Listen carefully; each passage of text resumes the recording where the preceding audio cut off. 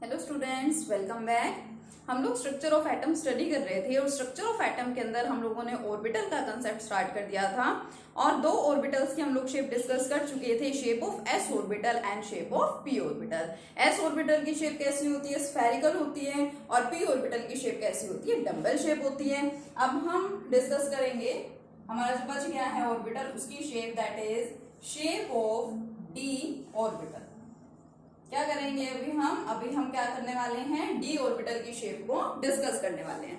अब जैसे आप लोगों ने स्टडी किया था कि जो हमारा पी ऑर्बिटल होता है, पी ऑर्बिटल की शेप कैसी होती है? डम्बल शेप, ठीक है। और वो डम्बल शेप कैसी थी पी ऑर्बिटल की जो हम बात कर रहे थे? ऐसे, ये दो क्या हैं, इनको हम क्या बोलते हैं कि ये दो लोब्स हैं और हम यहाँ पे किस तरह से रिप्रेजेंटेशन करते हैं? एक पॉजिटिव होता है और एक क्या होता है? नेगेटिव। सो इस तरह से क्या होती है? पी ऑर्बिटल की शेप होती है। अगर हम बात करें अपने डी ऑर्बिटल की, तो डी ऑर्बिटल की शेप देखिए कैसी होती है?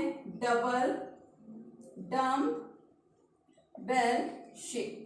डी ऑर्बिटल की शेप कैसी होती है? डबल डम्बल शेप होती है। अब देखो, इस शेप को आप लोग क्या बोल रहे हैं? Dumbbell shape. डी ऑर्बिटल की शेप कैसी है? Double dumbbell shape. It means ये जो शेप है ये दो तरह से, मतलब इसको दो बार प्लॉट करा जाएगा, तभी उसको हम क्या बोल सकते हैं? Double dumbbell shape. और जैसे आपको पता है कि जो हमारा डी ऑर्बिटल है, d orbital also have 5 orientation. उसकी भी 5 ओरिएंटेशन है। कौन कौन सी? D x Y, D Y z, d Z x, d x square minus Y square and D Z square. ठीक है, ये है हमारे पास में। और अब हमें क्या करना है? हमें इन सबकी अलग अलग शेप यहाँ पे ड्रॉ करनी है, अलग अलग इनकी शेप्स हमें बतानी है। तो इसको करने का मेथड क्या है? आप लोग पी एक्स, पी वाई और पी जेड ऑर्बिटल्स की शेप बनाते थे, इनको रिप्रेजेंट करते थे। तो पी एक्स अगर आपको प्लॉट करना है तो आप इसको रिप्रेजेंट कर रहे हैं कि ये आपकी क्या है? एक्स एक्सिस है। So suppose if it is your X axis, then हम क्या करते थे? हम लोग एक्स एक्सिस के ऊपर इस तरह से डम्बल शेप बना देते थे। तो ये क्या हो जाता था? पी एक्स ऑर्बिटल, जिसको आप लिख देते थे पॉजिटिव साइन लगा दिया और यहाँ क्या लगा दिया? Negative sign. अब यहाँ पे क्या करना है? डी ऑर्बिटल के केस में देखिए दो दो एक्सिस हैं, D x Y, D Y Z और डी जेड एक्स। तीनों की शेप ऑलमोस्ट सेम बनती है। डिफरेंस कहाँ पे रहेगा? सिर्फ एक्सिस के अंदर। यहाँ पे एक्सिस एक्स वाई है तो वहां पे वाई जेड, वहां पे क्या हो जाएगी? जेड एक्स हो जाएगी। ठीक है, तो देखो डी एक्स वाई कैसे बनेगा? एक्स एक्सिस बना लो और क्या बना लो? Y axis. अब जैसे मैंने आपको बताया कि मैथमेटिक्स में जब आप फिक्स कर देते हैं कि यही आपकी एक्स एक्सिस है, यही आपकी वाई एक्सिस है, यही आपकी जेड एक्सिस है, यहाँ पे ऐसा कुछ नहीं है। आप इस एक्सिस को, ये जो मैंने हॉरिजॉन्टल लाइन दिखा रखी है, इस एक्सिस को आप एक्स एक्सिस भी बोल सकते हैं, वाई भी बोल सकते हैं, जेड भी बोल सकते हैं। आपको करना क्या है? जस्ट आप यहाँ पे उसको मेंशन कर देंगे कि आप इसको कौन सी एक्सिस लेकर के चल रहे हैं। ठीक है, तो यहाँ पे एक्स वाई है तो ऑब्वियसली मैं इसको क्या राइट करूंगी? एक्स एक्सिस, और ये वाली एक्सिस क्या हो जाएगी? मेरी वाई एक्सिस। ठीक है, अब डबल डम्बल शेप मतलब मुझे इस तरह की शेप को बनाना है कितनी बार? 2 बार। सिंपल सी बात है। यहाँ पे पी के केस में P X, P Y, P Z, एक एक एक्सिस मेंशन थी तो हम सिंगल इस तरह से बना रहे थे, एक पर्टिकुलर हम डम्बल शेप दिखा रहे थे। अब यहाँ पे दो दो एक्सिस हैं तो हमें दो दो बार दिखानी पड़ेगी। और वो डम्बल हम बनाएंगे किस तरह से? ये देखना, ये जो हमारी एक्सिस होती है इनके बीच में, बिटवीन द एक्सिस, किस तरह से? एक्स वाई है तो एक्स और वाई एक्सिस के बीच में क्या बनती है? लोब्स बनती है। जैसे ये आपकी एक्स एक्सिस, ये वाई एक्सिस, और इसको कैसे बनाओगे इसका लोब? इस तरह से, ऐसे एक बन गया। ठीक है, एक लोब आपने, एक डम्बल शेप आपने किसने कहाँ दिखा दिया? आपने एक्स एक्सिस और वाई एक्सिस के बीच में। दूसरी जो है वो कहाँ दिखाएंगे? जो दूसरा पार्ट बच गया है। ठीक है, मतलब आपको यहाँ पे क्या दिखाना होता है? बिटवीन द एक्सिस, जो भी आपने एक्सिस बना रखी है उनके बीच में आप क्या दिखाते हैं? अपनी डम्बल शेप दिखा देते हैं। और डबल डम्बल शेप मतलब कि 2 बार आपको इसको प्लॉट करना पड़ेगा। तो ये आपका क्या है यहाँ पे? It is the shape of D x Y orbital. किसकी शेप है ये? यहाँ पे डी एक्स वाई ऑर्बिटल की शेप है। ठीक है, ये आपने बना ली किसकी? डी एक्स वाई की। जब आप यहाँ पे प्लॉट करेंगे डी वाई जेड को, तो दोनों में कुछ खास डिफरेंस नहीं है। डिफरेंस कहाँ होगा? Only in the axis. अब आप क्या कीजिए? एक्स एक्सिस जो आपने ली थी उसको ले लो वाई एक्सिस, और जो वाई ली थी उसको क्या ले लो? Z axis. और ये बनेगा इसी तरह से। लोब्स कहाँ आएंगी? बिटवीन द एक्सिस, एक्सिस के बीच में ही। ठीक है, ये ऐसे एक बन गया और ऐसे दूसरा। देखो जो p ऑर्बिटल में आपने बना रखा है, मान लो मैं कहूँ पी जेड और ये मेरी जेड एक्सिस है और ये आपने इस तरह से बनाया था, तो ये क्या है, एक्सिस के ऊपर जब आप बना देते हैं तो उसे क्या बोला जाता है, ऑन द एक्सिस। अब यहाँ पे ऑन द एक्सिस नहीं है, किसी भी एक्सिस के ऊपर आपने नहीं बना रखा है, कहाँ बना रखी है, एक्सिस के बीच में, between the axis, along the axis, ठीक है। और यहाँ पे लोब्स के अंदर देखिए क्या होता है, साइन लगाते हैं पॉजिटिव या नेगेटिव साइन, तो इस तरह से पॉजिटिव नेगेटिव पॉजिटिव नेगेटिव, इस तरह से आप रिप्रेजेंट करते हैं, ठीक है, ऐसे यहाँ पे दिखा देंगे, ठीक है। सिमिलरली जो एक और बच गया है इन्हीं दोनों के जैसा, डी जेड एक्स, ये आपकी क्या है, जेड एक्सिस, और ये क्या है आपकी एक्स एक्सिस, इनके बीच में आपको क्या दिखानी है, लोब्स दिखानी है, ये आपने लोब्स दिखा दिए हैं, और यहाँ पे ऐसे साइन दिखा दो, ठीक है। तो D x Y, D Y Z and D Z X orbitals are similar और आइडेंटिकल टू ईच अदर, एक दूसरे के जैसे ही है। डी एक्स वाई जैसे आपने बनाया वैसे ही क्या बना है, डी वाई जेड बना है, और वैसे ही क्या बना है, डी जेड एक्स बना है। डिफरेंस है तो कहाँ पे है, ओनली इन द एक्सिस, ठीक है। एक्सिस में क्या है, सिर्फ यहाँ पे डिफरेंस है, जो एक्सिस आपको यहाँ पे गिवन है आप उन्हीं एक्सिस को लेकर के चलेंगे। अब ये तीनों तो सेम थे, यहाँ से भी हमें दिखाई दे रहा है, अब थोड़ा सा डिफरेंस है इसमें, यहाँ पे है तो दो एक्सिस, एक्स एक्सिस और वाई एक्सिस, लेकिन इनके जैसी तो नहीं है, ये कैसी है, D x square minus Y square. तो इसमें देखिए डिफरेंस कहाँ पे आएगा, ये किस तरह से बनेगी, इसको आपको अच्छे से समझना है, ठीक है। अब एक्सिस दो हैं तो ले लीजिए ये आपकी एक्स एक्सिस और ये क्या है, सपोज आपकी वाई एक्सिस। अब देखिए अगर मैं बिटवीन द एक्सिस या अलोंग द एक्सिस क्या लगा दूं, इनकी लोब्स लगा दूं, लोब्स बना दूं, तो वो तो क्या हो जाएंगी, इस टाइप की शेप, ठीक है। लेकिन D x square Y minus Y square की शेप इन तीनों के जैसी तो नहीं होगी, उससे अलग होगी। तो इसमें डिफरेंस क्या रहता है, इन तीनों के अंदर लोब्स हैं बिटवीन द एक्सिस, और यहाँ पे लोब कहाँ पे आएगी, ऑन द एक्सिस, एक्सिस के ऊपर आ जाएंगी बस ये लोब्स, सिर्फ ये डिफरेंस है। किस तरह से, ये एक्स है ये वाई है इस एक्सिस के ऊपर, ठीक है, वहां हम एक्सिस के बीच में बना रहे हैं, यहाँ पे जो आपकी दोनों एक्सिस है दोनों एक्सिस के ऊपर आ जाएगी, ठीक है।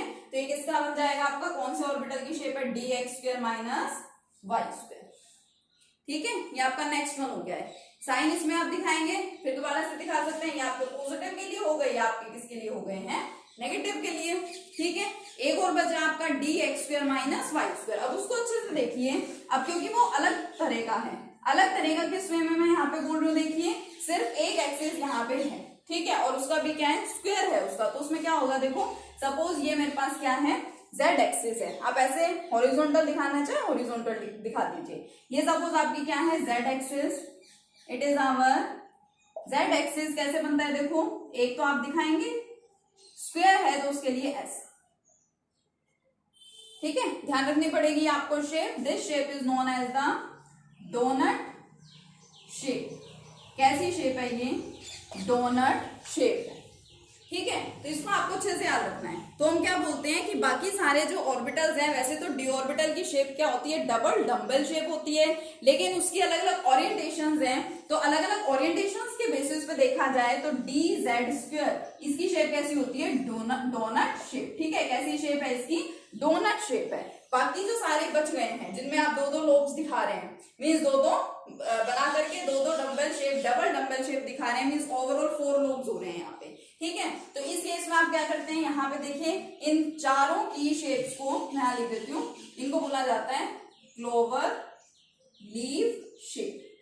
आपको सिंपली बोला जाए कि आपको क्या करना है, डी ऑर्बिटल की शेप बतानी है, तो डी ऑर्बिटल की शेप कैसी होती है, डबल डम्बल शेप होती है, ठीक है। बाकी अगर यहाँ इस टाइप के ऑर्बिटल्स की बात करें जिसमें दो दो एक्सिस हैं, like d x Y, D Y z, d Z x and d x square minus Y square, इन चारों की शेप, इसको अलग से नाम दे दिए, इसको क्या बोल देते हैं, क्लोवर लीफ शेप, ठीक है। और जो लास्ट बचा है सिर्फ एक एक्सिस वाला डी जेड स्क्वायर, उसको हमने क्या बोल दिया है, डोनट शेप, ठीक है। और इसमें देखिए इसमें कैसे दिखाते हैं, पॉजिटिव नेगेटिव, यहाँ पे पॉजिटिव दिखाया जाता है, सिर्फ यहाँ पे पॉजिटिव साइन होता है और यहाँ पे पॉजिटिव साइन, ठीक है। इसको आप जितनी बार प्रैक्टिस करेंगे, शेप्स ऑफ ऑर्बिटल्स जितनी बार आप लोग इसको ड्रॉ कर करके देखेंगे, जितनी बार बनाएंगे, उतना ही इजी है, उतना ही अच्छे तरीके से आपको ये समझ में आ जाएगा, ठीक है। तो हमने क्या किया है, यहाँ पे हमने ऑर्बिटल्स लिए हैं। कौन कौन से ऑर्बिटल्स लिए हमने, सबसे पहले एस ऑर्बिटल लिया। एस ऑर्बिटल की हमने शेप देखी, क्या थी एस ऑर्बिटल की shape, spherical shape. P orbital की हमने शेप देखी, पी ऑर्बिटल की शेप कैसी होती है, डम्बल शेप होती है। और फिर अगर हम बात करें उसकी ओरिएंटेशंस की, तो अलग अलग ओरिएंटेशंस के बेसिस पर हमने क्या की थी, शेप्स बना दी थी, ठीक है। और अभी हमने डिस्कशन किया है किस बारे में, about the shapes of D orbitals. D orbitals की शेप को हमने यहाँ पे क्या किया है, स्टडी किया है। और डी ऑर्बिटल की भी 5 ओरिएंटेशंस होती हैं, तो हमने क्या किया यहाँ पे, पांचों के केस में हमने अलग अलग किस तरह से उसको प्लॉट किया जाता है ये हमने देख लिया। सभी को अगर समराइज करना चाहें तो देखिए कि आपकी शेप है एस ऑर्बिटल की, जो क्या थी, स्फेरिकल थी। एक ही मैंने दिखाया, इट मींस ये क्या है आपका 1s ऑर्बिटल है, ठीक है।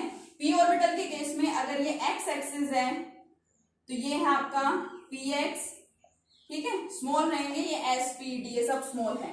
ये आपकी वाई एक्सिस है तो ये क्या हो गया आपका पी वाई, ठीक है, ये वाई एक्सिस मेंशन कर लीजिएगा। और ये आपकी जेड एक्सिस है तो ये क्या हो जाएगा P Z. X Y D Y Z and D Z X को हमने अभी अभी देखा है। ये क्या है आपका डी एक्स वाई, ठीक है, ये एक्स एक्सिस इस केस में, ये वाई एक्सिस, ये इधर वाई एक्सिस, ये जेड एक्सिस, ठीक है। और यहाँ पे डी वाई जेड को प्लॉट करेंगे तो ये वाई एक्सिस और ये जेड एक्सिस, ठीक है, इनके बीच में इस तरह से प्लॉट हो जाएगा। नेक्स्ट वाला देखेंगे डी जेड एक्स, ये यहाँ पे और ये यहाँ पे। फिर हमने देखा D x square minus D Y square, ठीक है, ये एक्स और ये वाई, ये होगी ऑन द एक्सिस। और डी जेड स्क्वायर की अगर बात करें इस तरह से लॉग, और ये ऐसे, इसको क्या बोला जाता है, डोनट शेप बोला जाता है। तो ये ओवरऑल यहाँ पे मैंने आपको बता दिया है एस ऑर्बिटल और पी ऑर्बिटल की शेप्स को, ठीक है। इनको अच्छे से स्टडी कीजिएगा, ओके। अब देखिए, क्योंकि हमें एक बहुत इंपॉर्टेंट टॉपिक स्टडी करना है, that is the electronic configuration. जैसे आप लोग इलेक्ट्रॉनिक कॉन्फ़िगरेशन लिखते हैं, आप लोगों ने इलेक्ट्रॉनिक कॉन्फ़िगरेशन लिखनी सीख भी रखी है 9th क्लास में, 10th क्लास में आप लोग ये सब मेंशन भी करते हैं। लेकिन यहाँ पे जो आपको कॉन्फ़िगरेशन सीखनी है, जो आप इलेक्ट्रॉनिक कॉन्फ़िगरेशन यहाँ पे सीखने वाले हैं, वो क्या होगी, ऑर्बिटल्स के टर्म्स में। और आपको ये पता है कि सबसे पहले हम इलेक्ट्रॉन को वहां फिल करेंगे जहां पे जिस ऑर्बिटल की एनर्जी सबसे कम होती है। ये सारे रूल्स हैं, आप इलेक्ट्रॉनिक कॉन्फ़िगरेशन में स्टडी करेंगे। लेकिन इलेक्ट्रॉनिक कॉन्फ़िगरेशन को स्टडी करने से पहले एक बहुत इंपॉर्टेंट टॉपिक है जो आप लोगों को अच्छे से क्लियर होना चाहिए, that is the energy of the orbitals. अब आप लोगों ने देखा कितने सारे डिफरेंट टाइप के ऑर्बिटल्स होते हैं, like 1s orbital, 2s, 2p, 3s, 3p, 3d, इस तरह से काफी सारे ऑर्बिटल्स आपके पास होते हैं। तो क्या इन सभी ऑर्बिटल्स की एनर्जी इक्वल होती है, या अगर इक्वल नहीं होती तो किसकी एनर्जी कम होती है, किसकी एनर्जी ज्यादा होती है, ये सब आपको यहाँ पे पता लगाना है। तो वो कैसे पता लगाया जाता है, तो उसके लिए हम यहाँ पे स्टडी करते हैं अपना next topic which is very important, that is energy of orbitals. Orbitals की एनर्जी। अब जब इसको स्टडी किया जाता है एनर्जी ऑफ ऑर्बिटल्स को, तो इसको दो पार्ट्स में, दो अलग अलग टाइप ऑफ एटम्स के बारे में इसको डिवाइड करके पढ़ा जाता है। एक साइड तो क्या रख लिया जाता है, hydrogen and hydrogen like atoms. मतलब एक तो एनर्जी का हम पता लगाते हैं किसके बारे में, हाइड्रोजन एटम और hydrogen like atoms. Hydrogen like atoms हम लोग बहुत बार डिस्कस कर चुके हैं। हाइड्रोजन लाइक एटम्स का मतलब क्या होता है कि वो एटम्स जो कि हाइड्रोजन के जैसे हैं। हाइड्रोजन के जैसा होने का मतलब क्या है कि as hydrogen contains only 1 electron, जिस तरह से हाइड्रोजन में सिर्फ एक इलेक्ट्रॉन होता है, तो ऐसे और कोई एटम या आयन जिनके अंदर सिर्फ एक ही इलेक्ट्रॉन होगा उसको क्या बोलते हैं, हम हाइड्रोजन लाइक एटम बोलते हैं। फॉर एग्जाम्पल जैसे हमें पता है He पॉजिटिव। अब जो हीलियम है, हीलियम के अंदर कितने इलेक्ट्रॉन्स होते हैं, 2 इलेक्ट्रॉन्स, उसका एटॉमिक नंबर कितना है 2, +1 रिप्रेजेंट क्या कर रहा है कि 1 इलेक्ट्रॉन का वहां पे लॉस हो गया, तो 2 - 1 यहाँ पे कितने इलेक्ट्रॉन बचे, ओनली 1 इलेक्ट्रॉन। हाइड्रोजन में 1 electron, He positive, helium ion में 1 इलेक्ट्रॉन। इसका मतलब इस स्पीसीज को मैं क्या बोलती हूँ, it is hydrogen like atom, okay. और देखिए एक इस टाइप का हो गया, और एक क्या है, मल्टी इलेक्ट्रॉन एटम। अब हाइड्रोजन और हाइड्रोजन लाइक एटम्स में तो क्या होते हैं, कंटेनिंग ओनली 1 इलेक्ट्रॉन, ठीक है, क्या है, इनके अंदर सिर्फ एक इलेक्ट्रॉन प्रेजेंट होता है। और मल्टी इलेक्ट्रॉन एटम का मतलब क्या है, मल्टी मीन्स एक से ज्यादा। तो जिस एटम के अंदर एक से ज्यादा इलेक्ट्रॉन प्रेजेंट होते हैं उनको क्या बोला जाता है, मल्टी इलेक्ट्रॉन एटम, ठीक है। तो जब हम एनर्जी को फाइंड आउट करते हैं तो तो इन केसेस में अलग अलग स्टडी करते हैं, अलग अलग मेथड है दोनों केसेस में फाइंड आउट करने का, अगर हम एनर्जी पता लगाना चाह रहे हैं ऑर्बिटल्स की। तो देखिए क्या होता है, अगर हम हाइड्रोजन या हाइड्रोजन लाइक एटम्स की बात करते हैं तो उसके लिए जो एनर्जी है ऑर्बिटल्स की, द वैल्यू ऑफ एनर्जी, ठीक है, the value of energy of orbitals depends on the value of small n। अब ये स्मॉल n क्या है, it is our principal quantum number. क्या है ये स्मॉल n, ये हमारा प्रिंसिपल क्वांटम नंबर है, ठीक है। जो क्या होता है, अगर मैंने यहाँ पे लिख दिया 1s, तो ये जो स्टार्टिंग में डिजिट लिख रखी है ये क्या है, हमारा प्रिंसिपल क्वांटम नंबर है, ठीक है। तो अगर हम हाइड्रोजन या हाइड्रोजन लाइक एटम्स के केस में किसी ऑर्बिटल की एनर्जी फाइंड करना चाह रहे हैं तो फिर वो एनर्जी की वैल्यू डिपेंड किस पे करती है, only on the value of N, ठीक है, एन की वैल्यू पे डिपेंड करती है। लेकिन अगर हम ले रहे हैं कोई मल्टी इलेक्ट्रॉन एटम, तो मल्टी इलेक्ट्रॉन एटम के केस में क्या होता है, देखिए, the value of energy of orbitals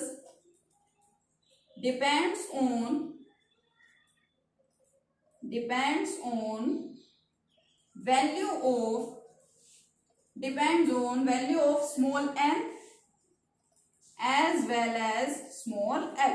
अब n तो पता चल गया आपका क्या है, principal quantum number. So what about l? l क्या है, l इज द एजीम्यूथल और एंगुलर क्वांटम नंबर। स्टडी कर चुके हैं हम इनको क्वांटम नंबर्स में, ठीक है, क्वांटम नंबर हम लोग पढ़ चुके हैं।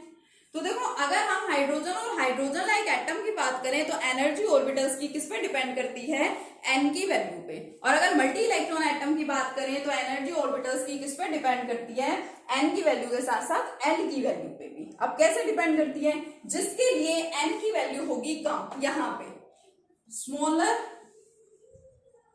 The value of N, lower will be energy.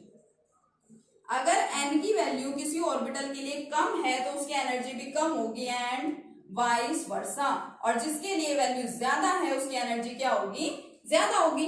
Same यहाँ पे देखा जाता है l के लिए, क्योंकि यहाँ पे l भी आ गया तो हम क्या लिखते हैं, smaller value of small l, smaller will be energy, and vice versa.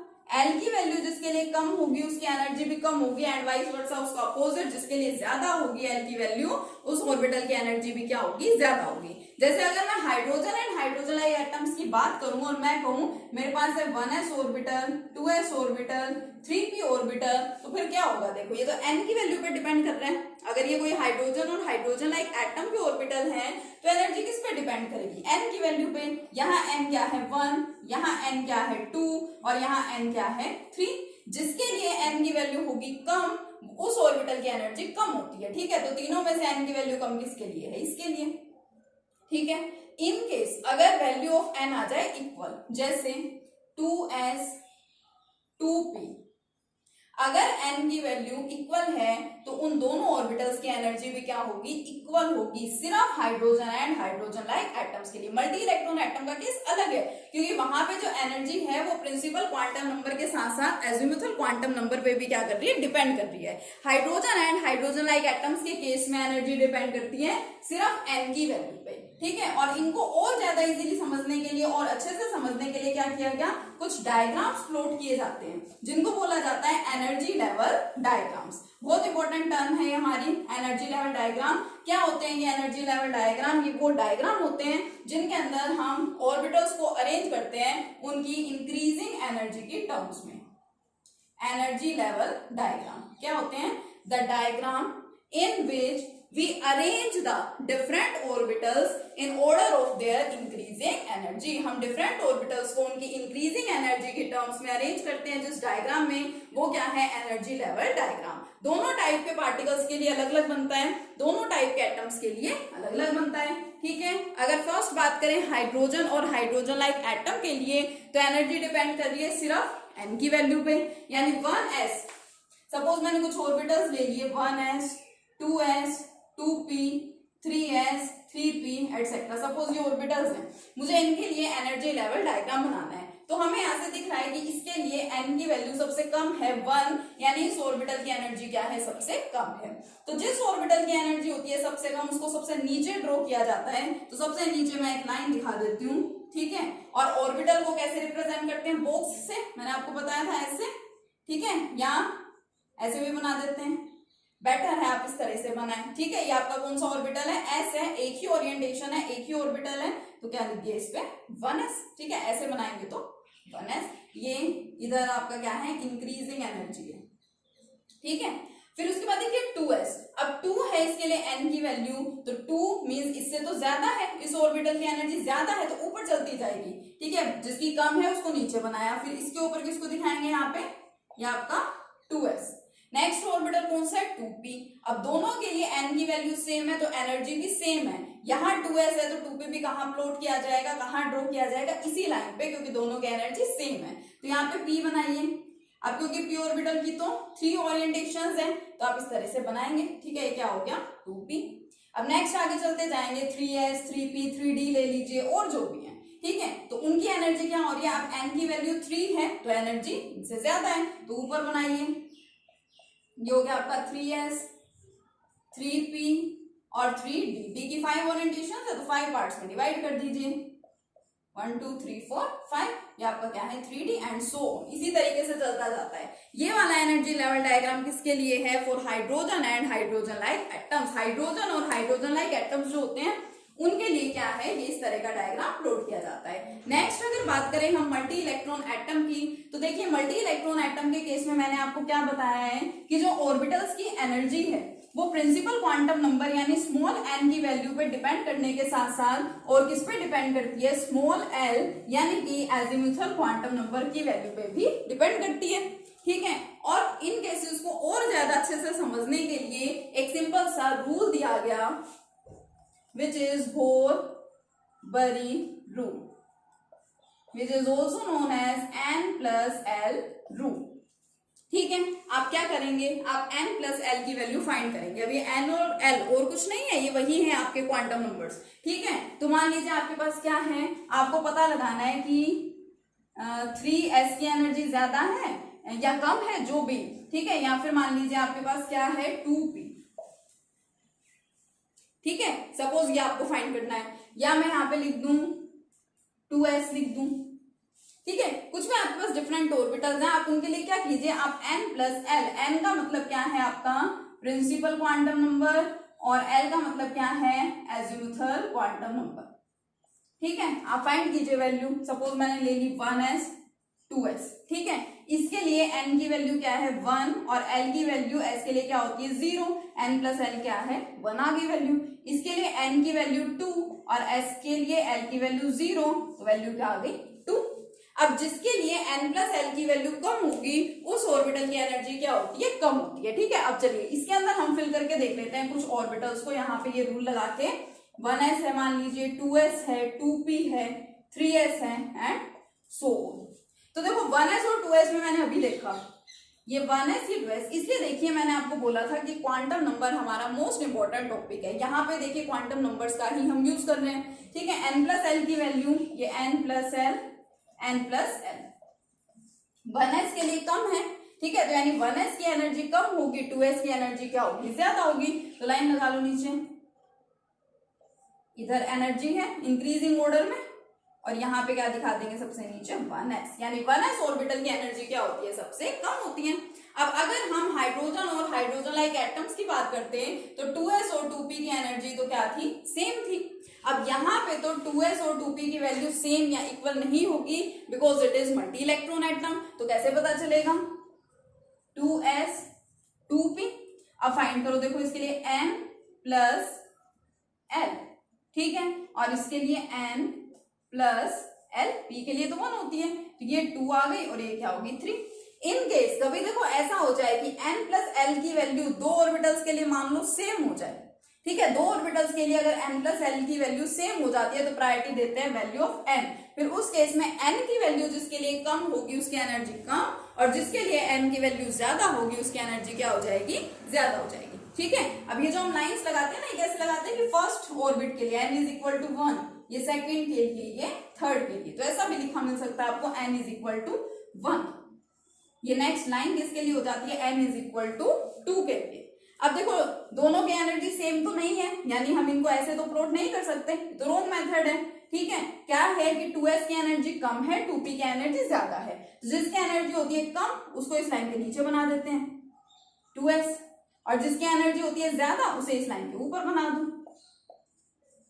Differentiate भी कर सकते हैं इजीली, क्योंकि आपकी सेकंड ऑर्बिट के लिए है या आपके फर्स्ट के लिए है। ठीक है, लेकिन इन दोनों की एनर्जी में भी किसकी एनर्जी कम है और किसकी एनर्जी ज्यादा है वो आप इस तरीके से पता लगा लेते हैं। ठीक है, इसी तरह से आप और फर्दर इस डायग्राम को क्या कर सकते हैं, एक्सटेंड कर सकते हैं। ठीक है, जितने भी ऑर्बिटल्स की एनर्जीज आप मेंशन करना चाहें इजीली कर सकते हैं, उसमें कोई दिक्कत नहीं है। ठीक है, तो आपके एनर्जी लेवल डायग्राम्स हो गए हाइड्रोजन और हाइड्रोजन लाइक एटम्स के लिए एंड मल्टी इलेक्ट्रॉन एटम के लिए। दोनों टाइप के एटम्स के लिए आपने एनर्जी लेवल डायग्राम को देख लिया। ठीक है, इसको आप अच्छे से स्टडी कीजिए। नेक्स्ट लेक्चर में हम देखेंगे कि इन दोनों के अंदर ये अलग अलग क्यों है, मतलब अलग अलग तरीके से दोनों के डायग्राम्स क्यों बनाए जाते हैं। Hydrogen and hydrogen like atoms के केस में ऐसा क्या होता है कि जो एनर्जी है वो सिर्फ n की वैल्यू पे डिपेंड कर रही है, और मल्टी इलेक्ट्रॉन एटम के केस में जो एनर्जी है वो n पे भी डिपेंड कर रही है, उसके साथ साथ l की वैल्यू पे भी डिपेंड कर रही है। तो ये दोनों केसेस में अलग अलग क्यों है। ठीक है, दोनों को हम अलग अलग तरीकों से क्यों पढ़ते हैं, इसको हम लोग डिस्कस करेंगे अपने नेक्स्ट लेक्चर में। Thank you.